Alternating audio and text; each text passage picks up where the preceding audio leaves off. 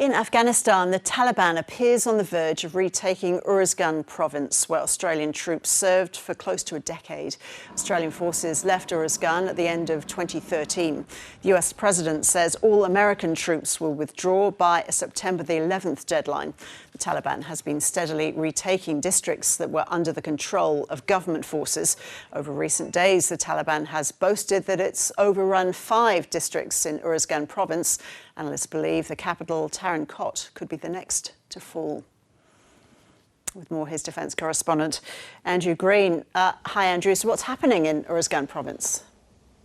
Over the past few days, Ros, we've seen some sporadic fighting, some increasingly intense battles between the Afghan National Army and the resurgent Taliban. Of course, this is all happening in the context of that September 11 deadline that you mentioned for the withdrawal of foreign troops. Now, Australian forces have not been in Uruzgan for several years. They departed at the end of 2013. But until now, the local army, the Afghan government, did have control of that province. In recent days, though, there have been very credible reports that around 5 of the 6 districts in Uruzgan are now under Taliban control, and the final district of Tarin Kot, which also shares the name of the capital city, Tarin Kot, is contested and could be in Taliban control at any moment from now. So things are looking quite grim for the local forces as the Taliban militants begin to regain control of an area that they've traditionally held. And there have been fears for the safety of interpreters who worked with the ADF. What protection is being offered to them?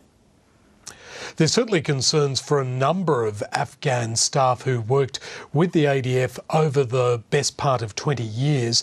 Many have already been evacuated, but particularly those who worked with Australian forces over the past 5 years around Kandahar and Kabul. There is now an effort to try to get some of those people to safety, possibly to Australia with humanitarian safe haven visas.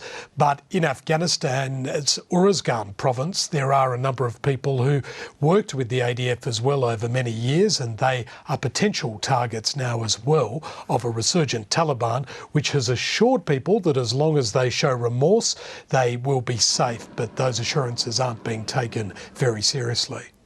So if the Taliban is about to retake control, Andrew, it begs the question, what was the point of those years of deployment of overseas military, including Australia? There is certainly a sad sense of futility among a lot of Afghan veterans in this country, people who spent many years trying to reconstruct parts of that province that had been ravaged by war over many years. And it is certainly a question that I'm picking up from veterans today that say that they feel very sad, but also feel very concerned for some of their former Afghan colleagues who remain in that part of the world. Thanks, Andrew.